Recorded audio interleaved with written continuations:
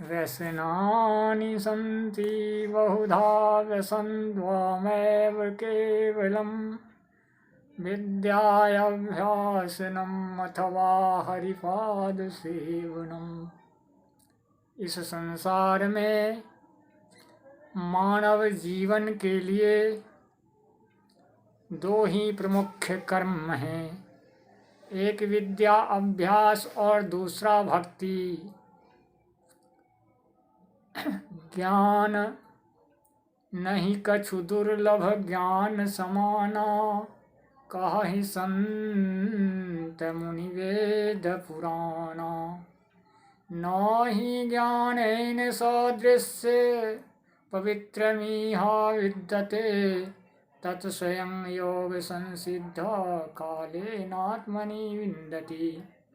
ज्ञान विना नरवाउरे अंधकोढ़मतिहीन, साचा गहे नहीं परख के झूठे के आधीन।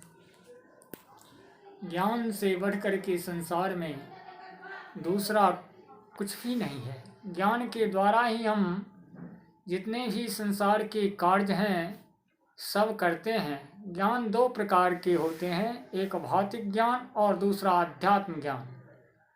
भौतिक ज्ञान के द्वारा धन संपत्ति और सारे जीवन के संसाधन को प्राप्त करते हैं, और अध्यात्म ज्ञान के द्वारा हम परमात्मा की प्राप्ति और हमारा जो सद्विचार है इसकी प्राप्ति होती है।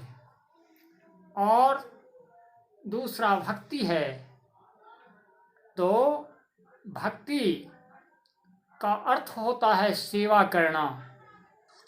हम समाज की सेवा, गुरु के आज्ञा का पालन करना और माता पिता के आज्ञा का पालन करके और उनके विचारों के आधार पर हम चलते हैं। और बट विश्वास अचल नज धर्मा, तीर्थ राज समाज सुकर्मा। समाज में जो हम सुकर्म करते हैं, समाज के हित के लिए जो कार्य करते हैं, वही सबसे बड़ा भक्ति है। और प्रकट चारि पद धर्म के कलिमह एक प्रधान, ऐन कैन विधि दिन्हे दान करे कल्याण। और इस संसार में दान भी कल्याणकारक होता है। और दान तीन प्रकार का होता है, एक ज्ञान दान, धन दान और सेवा दान। ज्ञान दान तो सर्वश्रेष्ठ है ही। एक शब्द गुरुदेव के तामे अनंत विचार था, कि मुनिजन पंडिता वेद न पावे पार। रंग लाती है हिन्हिने पत्थर पे घिस जाने के बाद, सुरखरू बनते हैं इंसान ठोकरे खाने के बाद। ज्ञान का जब ठोकर लगता है तो मानव सुधर जाता है। सबसे बड़ा ज्ञान है का दान जो है सर्वोपरि है। दूसरा सेवा दान है और तीसरा धन दान है। धन दान लोग अक्सर किया करते हैं, सेवा दान उतना नहीं करते हैं जितना कि करना चाहिए। धन दान से सोच विचार करके कहाँ हमें दान करना है, किसे दान करना है या नहीं दान करना है। अगर किसी व्यर्थ में अगर हम निरर्थक किसी को दान दे देते हैं बिना सोचे समझे, तो उसका परिणाम गलत भी हो सकता है। इसलिए धन दान जो है बहुत सोच समझ करके करना चाहिए। कहाँ करना चाहिए, किसे दान देना चाहिए, यह सोच करके करना चाहिए। और सेवा दान और ज्ञान दान अगर हम करें तो वह भी जीवन को सार्थक बनाता है। ईश्वर क्या है इसके बारे में बताइए। परमात्मा क्या है, कहाँ रहते हैं? परमात्मा अदृश्य है, ब्रह्म सुख ही अनुभव ही अनुपा, अकथ अनामय नाम न रूपा। ब्रह्म जिस परमात्मा को हम भजते हैं वह सबके पास में है। कामिल काम कमाल किया तूने ख्याल से खेल बनाए दिया, नहीं कागज कलम जरूरत है, बिन रंग बनी सब सूरत है। इन सूरत में एक मूरत है, तूने एक अनेक लखाए दिया। जल बूंद को लेकर देह रची, सुरमानव दानव जीव जुदा, कोई पार न वार आधार बिना, विश्व चराचर पार रहा, सब लोगन के नित संग रहे, पर आप स्वरूप असंग सदा, ब्रह्मानंद मग्न भयो मन में, गुरुदेव अलेख लखाए दिया। यानी परमात्मा जो है, हम अदृश्य हैं, पग बिनु चले सुने बिनु काना, कर बिनु कर्म करहीं विधि नाना, आनंद रहित सकल रस भोगी, बिनु वाणी वक्ता बर जोगी, तनु बिनु परस नयन बिनु देखा, ग्रहे ध्यान बिनु वास अशेषा, अस सब भांति अलौकिक करनी, महिमा तासु जाई नहीं बढ़नी। मतलब इसका मतलब क्या हुआ? यानी पद बिनु न उनके पास पैर है, पद बिनु चले सुने बिनु न कान है, पद बिनु चले सुने बिनु काना, कर बिनु कर्म न उन्हें हाथ है, करे विधि नाना, आनंद रहित सकल रस भोगी, न उनके पास मुंह है, बिनु वाणी वक्तावर जोगी, न वाणी है फिर भी वह सबके साथ हैं, बिनु वाणी वक्तावर जोगी, तनु बिनु परस न उनके पास शरीर है, तनु बिनु परस नयन बिनु देखा, न नेत्र है फिर भी वह देखते हैं, नैन बिनु देखा, अग्रहे घ्राण बिनु वास अशेषा, और गंध यानी वे श्वास भी नाक भी नहीं है फिर भी वह यानी श्वास लेते हैं। परमात्मा के तो दो रूप माने जाते हैं, एक साकार है और निरंकार है। हाँ, साकार और निराकार हैं। यानी शरीर को जब धारण करते हैं तो वह साकार हैं, जैसे कि हम आप हैं, हम सब में यानी स्पष्ट कहा गया, ईश्वर अंश जीव अविनाशी, चेतन अमल सहज सुख राशि। इसका अर्थ क्या हुआ?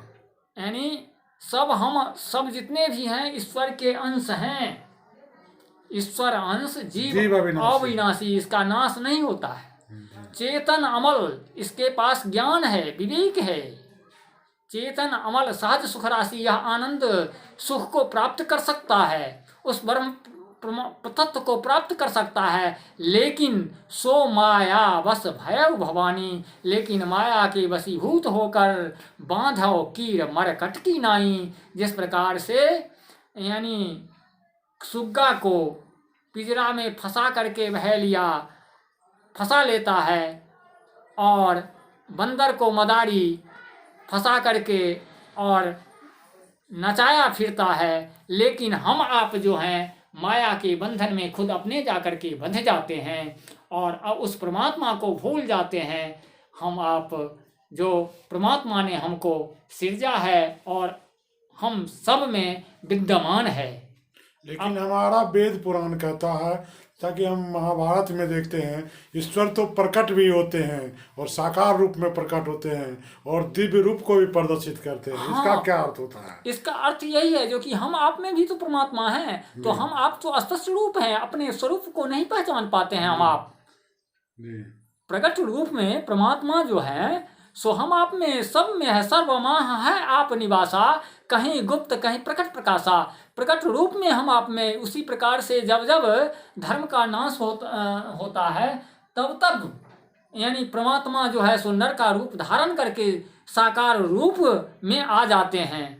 और क्योंकि वह तो हर समय हर जगह विदित हैं, गुप्त रूप में भी और प्रकट रूप में भी, हर जगह जहाँ चाहेंगे वहाँ हम प्रकट हो सकते हैं। जहाँ आशा तहाँ वासा हुई, हमारा जहाँ विश्वास जगेगा, जैसे कि हैं हमारे पास, लेकिन हमारा ध्यान है जो बैद्यनाथ धाम में ही जाकर के मिलेंगे, तो जहाँ हमारा विश्वास होगा वहीं जाकर के वो प्रकट होंगे।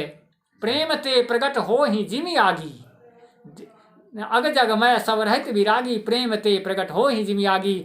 हमारे पास प्रेम की भावना, स्पष्ट कबीर साहब ने भी कहा, जो पोथी पढ़ी जग मुआ, पंडित भया न कोई, 28 अक्षर प्रेम का पढ़े सो पंडित होय।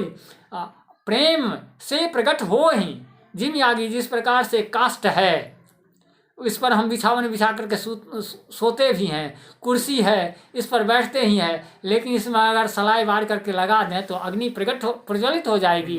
उसी प्रकार से परमात्मा जो है वह है हर जगह, लेकिन हम आपके अंदर वह प्रेम की जागृति जब होगी तो हमारे प्रेम के वशीभूत होकर के वह साकार रूप को धारण करके और हमें दर्शन दे देंगे।